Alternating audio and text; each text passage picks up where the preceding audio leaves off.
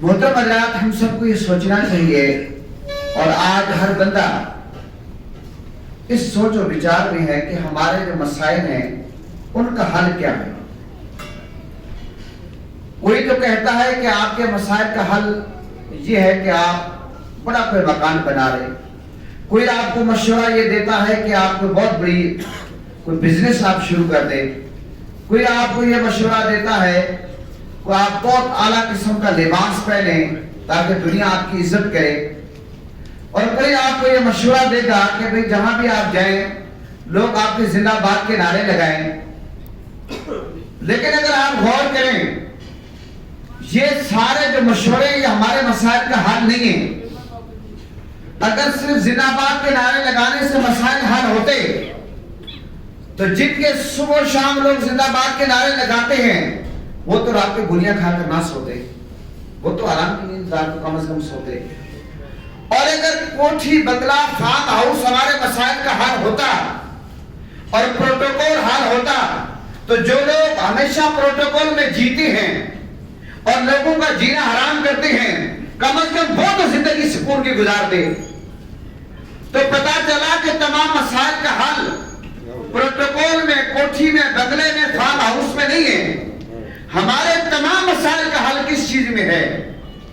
سنت رسول اپنانے میں ہے، اسوہ رسول کو اپنانے میں ہے، آقا علیہ السلام کی زندگیوں کو فالو کرنے میں ہے۔ ایک بوڑھا بزرگ ایک حکیم طبیب کے پاس جاتا ہے، عرض کرتا حکیم صاحب میرے سر میں درد ہے۔ حکیم صاحب نے کہا بزرگوں یہ بڑھاپے کی وجہ سے ہے۔ پھر بزرگ نے کہا کہ حکیم صاحب میری کمر میں تکلیف ہے۔ اور اس بوڑھے نے کہا، حکیم صاحب نے کہا بزرگوں یہ بڑھاپے کی وجہ سے ہے۔ پھر اس بزرگ نے عرض کیا حکیم صاحب مجھے چکر آتے ہیں۔ حکیم صاحب نے کہا بزرگوں یہ بھی بڑھاپے کی وجہ سے۔ وہ بزرگ غصے میں آ گئے، اس نے حکیم صاحب کو برا بھلا کہا۔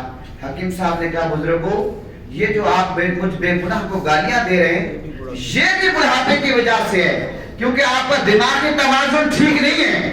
تو محترم حضرات، ہم جس طرح بھی گھومیں گے، جس طرح پھریں گے، در در کی ٹھوکریں کھائیں گے، لیکن اگر ہم چاہتے ہیں کہ ہمارے تمام مسائل کا حل ہمیں پتہ ہو، اور ہم میں سے اکثر لوگوں کو پتہ ہے، یہ ہماری بدقسمتی ہے کہ ہمیں اگر ریگالیا ہوٹل کے ایڈریس کا پتہ بھی ہو تب بھی ہم لوگوں سے پوچھتے پھریں کہ ریگالیا ہوٹل کدھر ہے، پھر بھی ہم لوکیشن لگائیں اور جا کر گلی گلی ہر جگہ گاڑی روک کر پوچھیں ریگالیا ہوٹل کدھر ہے، حالانکہ ہمیں پتہ ہے کہ ریگالیا ہوٹل کدھر ہے۔ جب ہمیں پتہ ہے، ہمیں سے ہر شخص اتنا شعور ضرور رکھتا ہے کہ ہمارے تمام مسائل کا حل سنت رسول سے ہے اور اسوہ رسول کو اپنانے میں ہے، نبی پاک صلی اللہ علیہ وسلم کی اداؤں کو اپنانے میں ہے۔ لیکن افسوس آج رسم و رواج، دیکھا دیکھی، اس قدر اس میں ہم آگے چلے گئے کہ آج بچے کی پیدائش سے لے کر اور یہاں تک کہ عقیقے سے لے کر، پھر بچے کے رشتے سے لے کر، پھر بچے کی تعلیم سے لے کر، شادی سے لے کر، پھر پتہ نہیں ہم کیا سے کیا کچھ کرتے ہیں، منگنیوں کے چکر میں پڑتے ہیں، پھر ولیمہ جو سنت رسول ہے اس سے منہ موڑ کر پتہ نہیں اس کو ہم نے کیا بنا دیا۔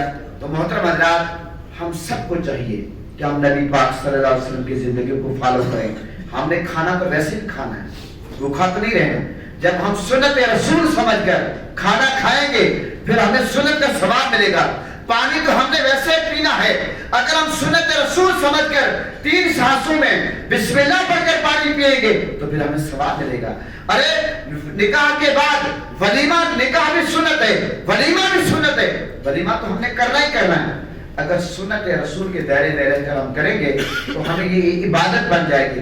آج یہ بھی ہماری بدقسمتی ہے، لوگوں نے عبادت کو اور دین کو صرف مسجد کی 4 دیواری کے اندر محدود کر دیا ہے۔ محترم حضرات، جب تک بازار میں، مسجد میں، مارکیٹ میں، ہوٹل میں، دفتر میں اور ایئرپورٹ پہ، ہر اسٹیشن پہ، دنیا کے ہر کونے پر جب تک ہم سنت رسول کو سامنے نہیں رکھتے اس وقت تک یاد رکھیں ہم کامیاب نہیں ہو سکتے، کیونکہ ہم نے دین سارا ہم سمجھ لیتے ہیں کہ مسجد کے اندر ہے۔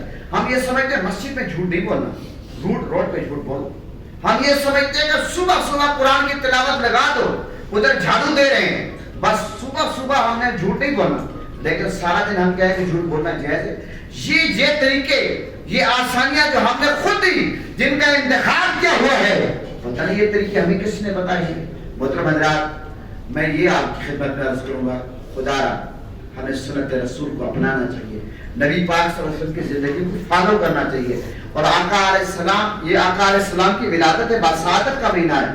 میرے آقا حضور نبی کریم صلی اللہ علیہ وسلم نے اپنی پوری زندگی جو گزاری ہے، میرے آقا نے نبوت کا اعلان تو 40 سال کے بعد کیا، اور لیکن 40 سال سے پہلے جو میرے آقا کی زندگی ہے، کوئی شخص جو میرے آقا کا جانی دشمن ہو، ابو لہب ہو، ابو جہل ہو، اور جتنے بڑے سے بڑے دشمن تھے، لیکن انہوں نے کبھی بھی آقا علیہ السلام کے بارے میں یہ نہیں کہا کہ معاذ کہ میرے آقا غلط بیانی کرتے ہیں، بلکہ میرے آقا حضور نبی کریم صلی اللہ علیہ وسلم جو جانی دشمن تھے وہ بھی صادق اور امین مانتے تھے.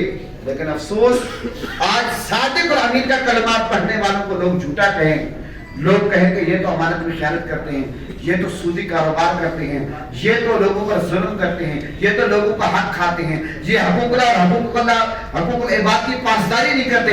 حضرات محترم، میں اپنی بات اگر اس میں ختم کروں، یہ دنیا کا قاعدہ قانون ہے. آپ جس سے محبت کرتے ہیں، تو جس سے بھی آپ محبت کریں تو آپ کو اپنے محبوب میں عیب نظر نہیں آتے.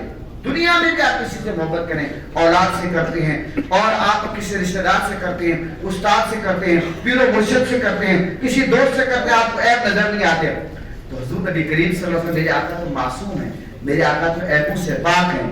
تو پتہ چلا کہ جس سے آپ محبت کرتے ہیں اس ہستی میں آپ کو عیب نظر نہیں آتے. تو میرے آقا تو ہیں بھی ہے. اور دوسرا محبت کا قاعدہ قانون یہ ہے کہ جس سے دنیا میں آپ محبت کرتے ہیں تو کثرت سے آپ اپنے محبوب کا ذکر کرتے ہیں. تو ہمیں اپنے نبی سے محبت ہے، تو اس لیے چلتے پھرتے، اٹھتے بیٹھتے، ہر لمحہ ہر گھڑی اگر ہمیں آقا علیہ السلام سے محبت ہے تو ہمیں آقا علیہ السلام کا ذکر خیر کرنا چاہیے، درود و سلام کے نذرانے پیش کرنے چاہیے. اور تیسری بات اور آخری کہ دنیا کا قاعدہ قانون ہے کہ جو جس سے محبت کرتا ہے وہ اپنے محبوب کی اداؤں کو اپناتا ہے. آپ یہ چاہتے ہیں کہ بھئی میں فلاں میرا دوست ہے، میں اس جیسے کپڑے پہنوں، اس جیسی ٹوپی پہنوں، اس جیسی گھڑی پہنوں، اس جیسا سوٹ پہنوں، جس طرح وہ چلتا ہے، پھرتا ہے، بولتا ہے. کاش کہ یہ دنیا کی محبت میں یہ سارے کام ہم کرتے ہیں اور دنیا کا قاعدہ قانون بھی یہی ہے. تو پھر جس نبی کا ہم نے کلمہ پڑھا ہے، کاش کہ اس نبی کی زندگی کو فالو کرتے ہوئے آقا علیہ السلام سے جب ہم محبت کریں گے، اور محبت کا قاعدہ قانون یہی ہے، تو میرا خیال ہے کہ ہم تیسرے قاعدہ جو قانون ہے اس کو صحیح طریقے سے فالو کر لیں تو پھر تو نبی پاک صلی اللہ علیہ وسلم کی سنت کے خلاف ہم کوئی کام کریں ہی نہ. وہ نکاح ہو، وہ ولیمہ ہو، وہ بچے کی پیدائش ہو، وہ کاروبار ہو، وہ تجارت ہو، وہ حقوق العباد کا معاملہ ہو، وہ حقوق اللہ کا معاملہ ہو، ہر حوالے سے ہم سنت رسول کو اپنائیں. ہماری کامیابی اسی میں ہے کہ لوٹ جا عہد نبی کی طرف. اگر آپ کامیابی چاہتے ہیں، کامرانی چاہتے ہیں، نبی پاک صلی اللہ علیہ وسلم کی زندگی کو فالو کریں. اللہ تعالیٰ دونوں جہنوں میں آپ کو سرخ فرمائے گا. اسی پہ اتفاق کرتا ہوں. وما علیہ